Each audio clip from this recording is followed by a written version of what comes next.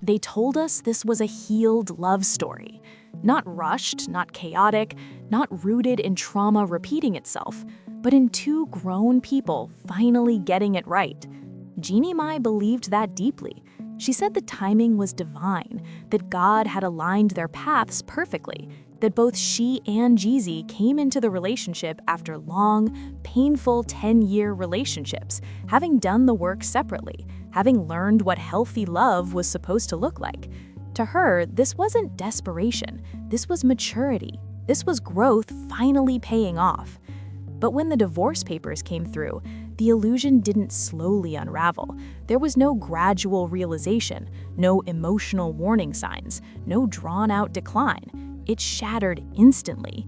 Because the ending didn't arrive as heartbreak, it arrived as paperwork, cold, legal, already finalized in someone else's mind, long before she ever suspected the marriage was in danger. And that's when Jeannie realized something devastating.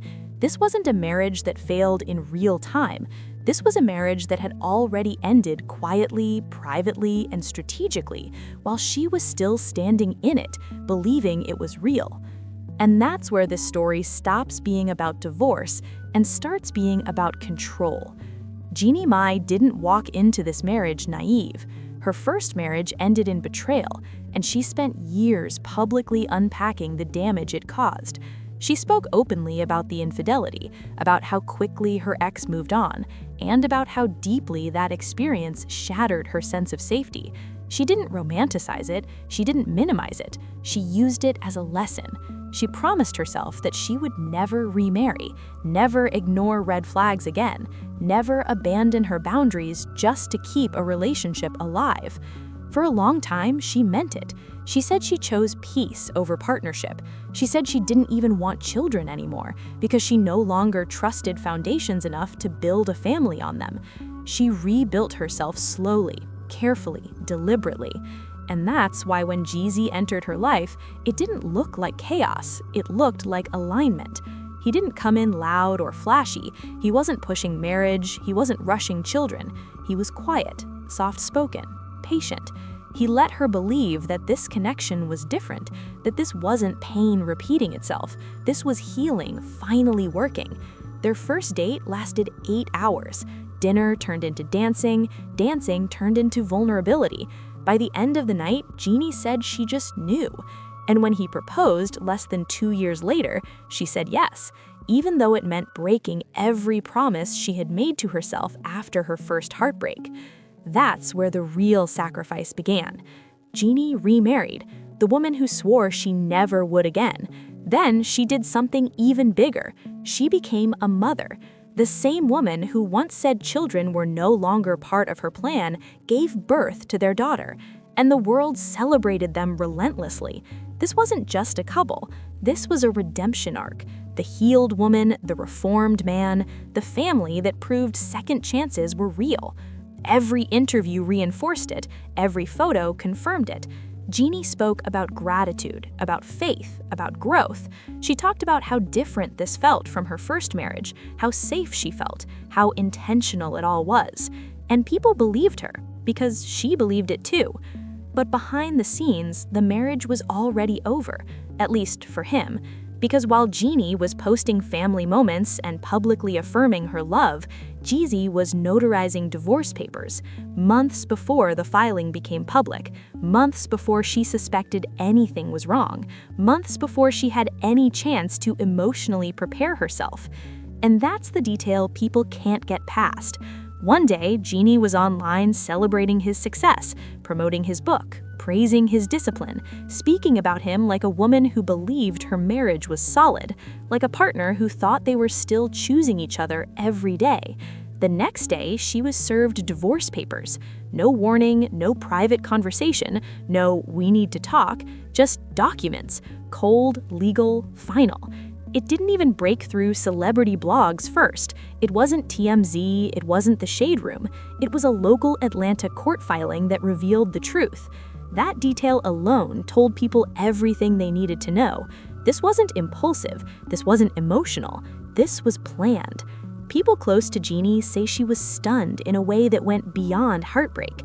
Nothing in his behavior signaled that the marriage was ending.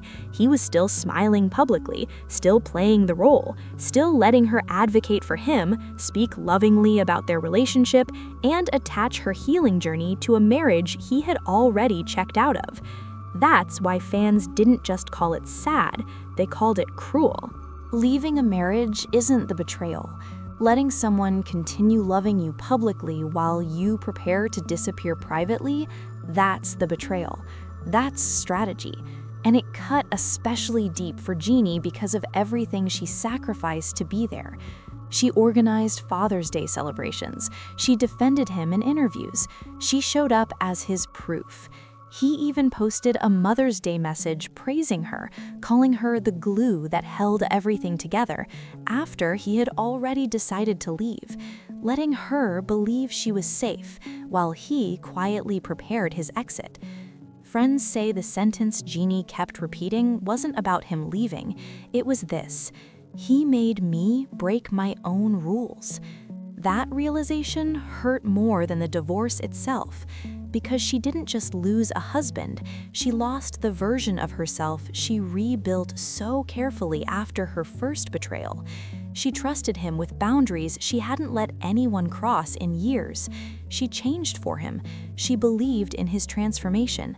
And once she gave him access no one else had, he walked away. That's when the sadness turned into something else: clarity. After the shock wore off, Jeannie noticed something that made the betrayal sting even more. The story was already being rewritten without her consent. Suddenly, the tone shifted. What was once framed as a shocking blindside started getting softened. People floated vague theories. Maybe there was tension behind the scenes. Maybe things weren't as perfect as they looked. Maybe Jeannie wasn't as blindsided as she claimed. Then came the rumors. Whispers that Jeezy had discovered messages he didn't like, that Jeannie had gotten too close to someone she worked with. No proof, no screenshots, no timelines, just suggestion. And Jeannie recognized the tactic instantly. This wasn't about truth, it was about balance, about reframing a calculated exit into a moral gray area where both parties could be questioned. But one detail kept dragging people back to her side: the timeline. The divorce papers were notarized long before any rumors existed, long before Jeannie had any idea her marriage was in danger. Whatever justification came later couldn't explain the decision, it could only excuse it. And that's when public sympathy shifted back. At first, Jeannie tried to do what women are always expected to do: move with grace, emphasize peace, focus on co-parenting, keep things classy. She posted about healing and moving forward even while she was bleeding internally. But grace has a limit, and the more details surfaced, the clearer it became. This wasn't mutual confusion, it was unilateral control. She didn't rant, she didn't name names, she didn't drag. She posted truths, short lines, heavy meaning, quotes about betrayal, about people benefiting from your light until they no longer need it, about learning that love without respect is just performance.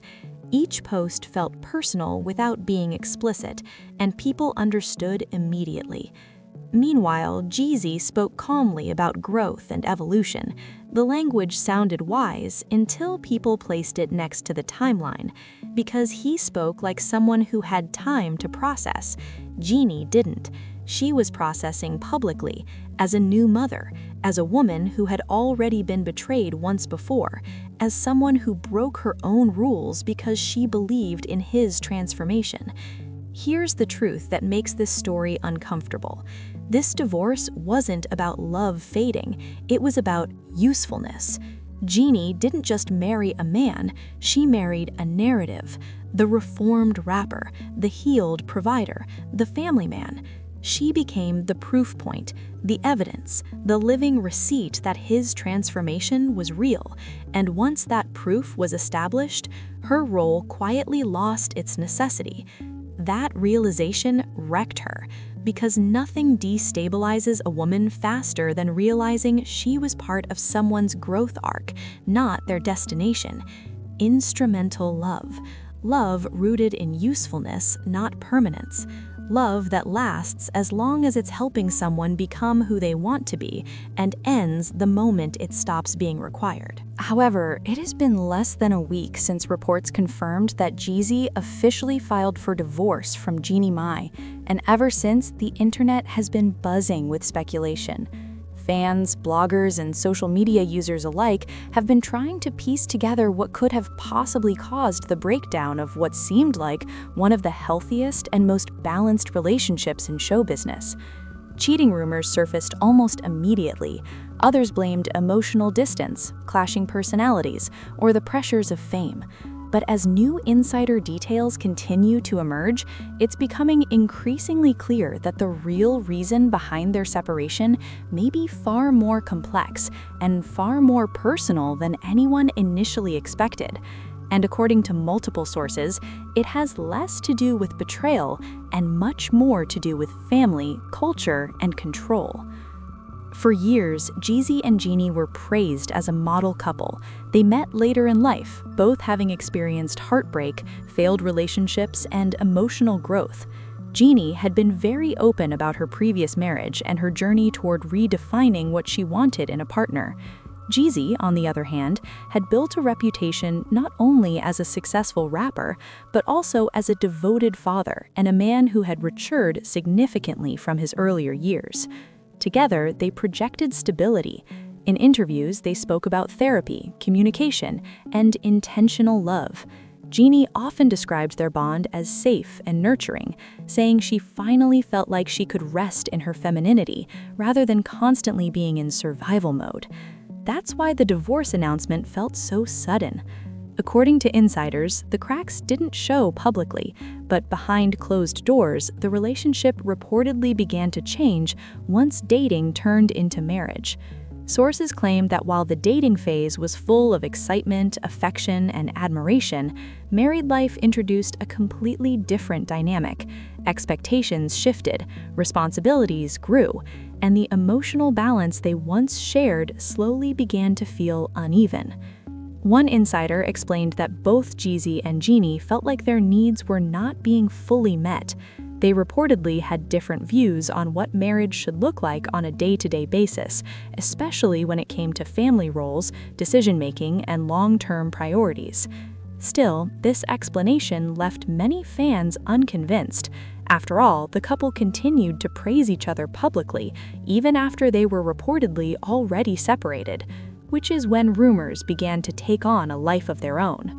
Almost immediately after the divorce news broke, social media speculation exploded. One of the most talked about theories involved allegations of infidelity, specifically rumors that Jeannie may have been cheating on Jeezy with Access Hollywood host Mario Lopez. To be clear, there's no confirmed evidence to support these claims. Neither Jeezy nor Jeannie has accused the other of cheating, and no credible source has verified the rumor. However, fans pointed to resurfaced interview clips in which Mario appeared unusually flirtatious towards Jeannie, as well as moments where the chemistry between them seemed noticeable. While fans went even further, analyzing old videos and interviews, questioning how comfortable the couple's daughter appeared around other men, these theories gained traction online, but they remain speculation, and speculation alone. What we do know comes directly from Jeezy's divorce filing. In the legal documents, Jeezy stated that the marriage is irretrievably broken and that there is no possibility of reconciliation. He also revealed that the couple had already been separated prior to the filing. Importantly, Jeezy requested joint legal custody of their daughter, Monaco, making it clear that while the marriage may be ending, his role as a father is not. But according to insiders, the custody request is directly connected to the deeper issue at the heart of this divorce. Multiple sources close to Jeezy claim that the true conflict stemmed from family influence and cultural differences, particularly involving Jeannie's mother, widely known as Mama Mai. If you follow Jeannie's career, you know that her relationship with her mother has always been complicated and deeply influential. Jeannie has spoken openly about her upbringing as the daughter of Vietnamese immigrants, emphasizing the importance of respecting elders, honoring tradition, and prioritizing family above all else. Mama Mai, in particular, has been described as strong-willed, deeply traditional, and heavily involved in Jeannie's personal life. Jeannie herself has joked and sometimes openly complained about her mother's tendency to be intrusive, controlling, and overly involved in her relationships. However, insiders claim that after Jeannie and Jeezy welcomed their daughter, Monaco, Mama Mai's influence intensified significantly. According to sources, Mama Mai had very clear ideas about how Monaco should be raised, culturally, emotionally, and socially. She reportedly pushed for a deeply traditional Vietnamese upbringing, emphasizing customs, values, and parenting methods rooted in her heritage. While honoring culture is not inherently problematic, insiders claim the issue arose when Jeezy began to feel excluded from major parenting decisions. Sources allege that Mama Mai was constantly present, enforcing her own rules and traditions, often without Jeezy's input or approval. From Jeezy's perspective, his role as a father was being undermined. One source close to the rapper stated that Jeezy felt his daughter was being raised in a one-sided cultural environment, without enough space for his own values, background, and identity. He reportedly struggled with the idea that decisions about his child were being made without him, or worse, overridden by someone outside the marriage. Insiders say this dynamic became increasingly overwhelming. What may have started as well-intentioned involvement gradually turned into a constant source of tension. Jeezy allegedly felt like there were too many voices in his household, and that his own voice was not being prioritized. This tension reportedly spilled into other areas of the marriage as well. Sources claim Jeannie often found herself caught in the middle, torn between respecting her mother and supporting her husband. And while she had previously expressed a desire to take on a more traditional, submissive role within her marriage, insiders say her mother's strong influence made that nearly impossible in practice. Jeannie herself once admitted that she wanted Jeezy to lead the family because she was tired of always being the strong one. However, Mama Mai's presence reportedly complicated that dynamic, making it difficult for Jeezy to establish authority or feel fully respected within his own home. Over time, the emotional strain reportedly became too much. According to those close to him, Jeezy didn't want to abandon his family, but he desperately wanted peace. Sources say he felt that without clear boundaries, the situation would only continue to escalate, and in his mind, filing for divorce was the only way to regain control over his life and his role as a father. Despite the painful decision, insiders emphasize that Jeezy is not attempting to avoid responsibility. In fact, they claim his request for joint custody reflects his desire to remain fully involved in Monaco's upbringing, just on terms that allow him to have a voice. Public reaction to these revelations has been mixed. Some fans have expressed sympathy for Jeezy, arguing that too much outside interference can destroy even the strongest marriages. Others believe Jeannie should have established firmer boundaries with her mother earlier on, and some argue that marrying into another culture without fully understanding its family dynamics can lead to inevitable conflict. At the same time, many fans empathize with Jeannie, recognizing the immense pressure placed on individuals who grow up in cultures where family loyalty is non-negotiable. Insiders claim that despite everything, Jeannie may still be holding on to hope for reconciliation. She has openly stated in the past that in Asian culture, family comes as a package, parents included. To her, respecting her mother is not optional, it's foundational. But that reality leaves her in an impossible position. That's why the divorce felt sudden, not because the decision was rushed, but because it had already been made. The paperwork wasn't emotional, it was procedural. While Jeannie was still investing emotionally, he had already disengaged structurally. That imbalance is what people feel, even if they struggle to name it. Jeannie walks forward now quieter, more guarded, but clearer. She no longer speaks from hope, she speaks from truth. This story isn't about villains or innocence, it's about imbalance. About what happens when one person controls the ending while the other is still inside the promise. Because when you strip away the rumors, the deflections, and the polished interviews, one truth remains. This wasn't love lost, this was trust broken. And that's why this story won't fade, because it forces an uncomfortable question. How often is healing sold as partnership when it's really a solo journey with borrowed support? If this breakdown hit, drop your thoughts in the comments. Like, subscribe, because stories like this don't end when the papers are signed.